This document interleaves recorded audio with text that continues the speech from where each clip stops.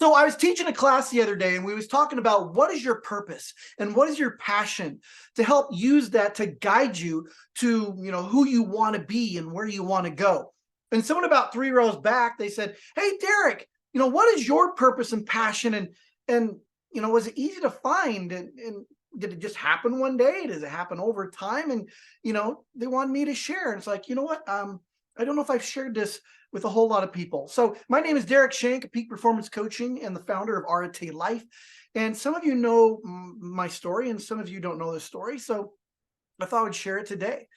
I had a major defining moment in my life where I said, this is what I want to do. And this is the direction I want to go. I can tell you exactly when it was. It was July 17th of 2012. Changed my whole life.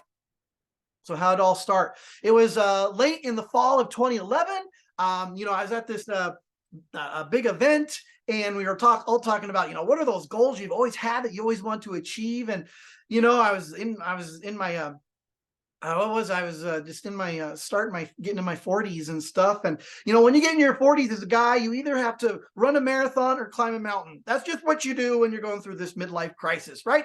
So I always thought about running a marathon. I wasn't a runner at all, but it's like, it's something I always thought about doing. You know what? And people say, "Hey, what's your goals? What's your goal?" I raised my hand and said, "I'm going to run a marathon." And I sat down and everybody cheered. And I went, "Holy crap." I just said this in front of everybody. I was the leader in the room. And it's like, the leader in the room, the coach in the room just said this. Now I got to do it. And, a little voice in my head was like, "What are you doing? Everybody heard you. Now you got to do it." And this was like in November. And so, it was the event was in Boise, and I chose a marathon, a full marathon. I don't know what I was thinking with that either. Doing a full marathon. It was in Seattle. It was in June. So within whatever, whatever that was, 6-7 months, to go from being a non-runner to being in a full marathon. And I did complete the marathon. That was my first win. And that wasn't the defining moment. I thought it was, and it wasn't, because of what I achieved. I went from scratch to running a full marathon. And for those of you who have done a marathon or triathlon or anything at a high level like that, it's not just a physical, it's mental. So I thought that was going to be the defining moment, was that one achievement and crossing the line and having the medal. I thought it was, and it wasn't. Next, it was 2 weeks later. So 2 weeks later, at the our local brokerage, we had a room. It was full. We had about 90 or 100 people in this room. It was a packed house.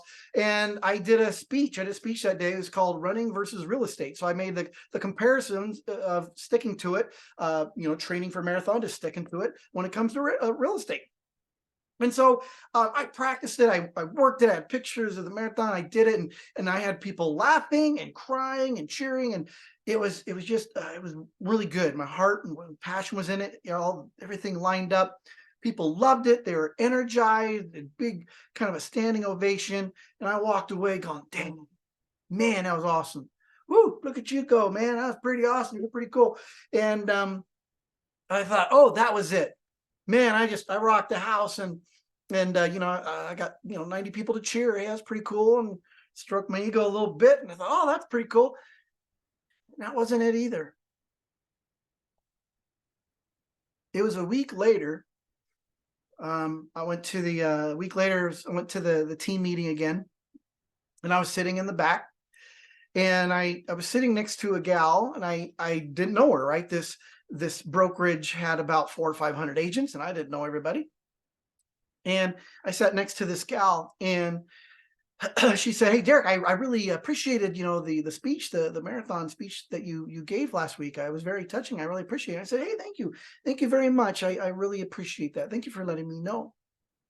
And she said, "Yeah, my husband and I just got back from Portland. We just drove back from Portland, got in late last night, and we saw our daughter run a marathon. It was her very first one, just like you." And I said, "Oh, that's so cool." And she said that after listening to you, she said, "We haven't talked to our daughter in over 7 years. And after listening to you last week, talking about how impactful it was for you, we thought it was the least that we could do to go watch her run her marathon. And I said, "Oh, thank you so much. That's just so impactful."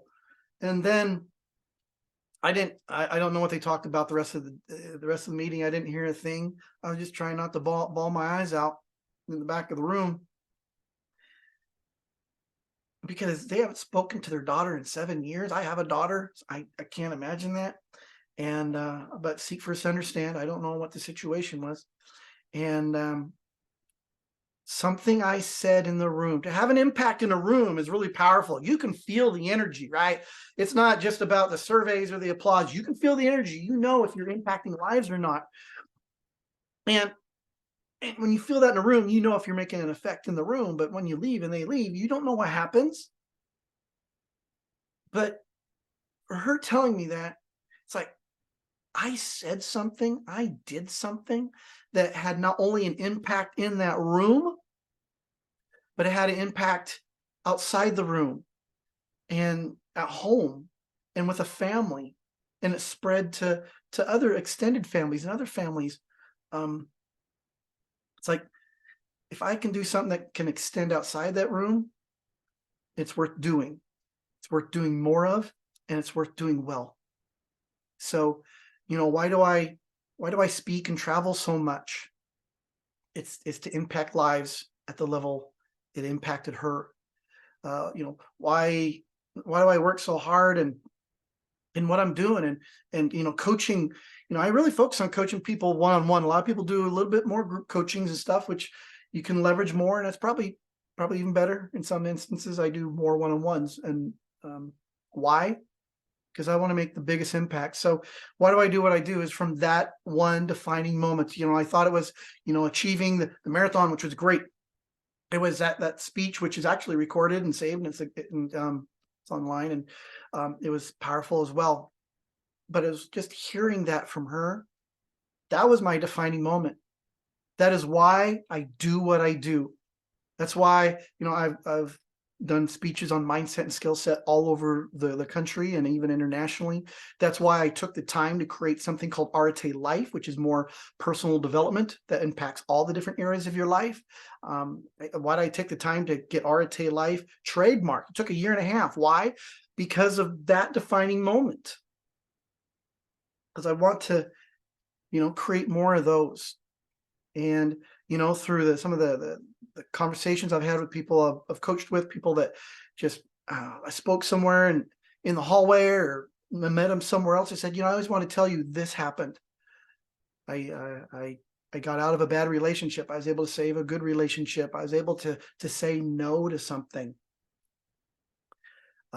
Those conversations is what just fuel me, just fill me up and fuel me. I truly believe we talk about what is your purpose, and we created, what is your my purpose statement? Well, my purpose is to live up to my full potential and live a life of significance, and to do so by helping other people reach their full potential, both personally and professionally. That is my purpose. Your purpose is when you understand, why are you here? Why were you put here, and what is your purpose? I know why I'm here. And it's to help people reach their full potential, whatever it may be for them. And it's different for everybody, not just professionally, it's personally as well, because they're so, interweaved in with each other. They all affect each other. So my name is Derek Schenck. My defining moment was July 17th of 2012, which helped make me who I am today. And I hope you, if you know me, now you know the story. If you don't know me, maybe you know a little bit more about me, and this is me.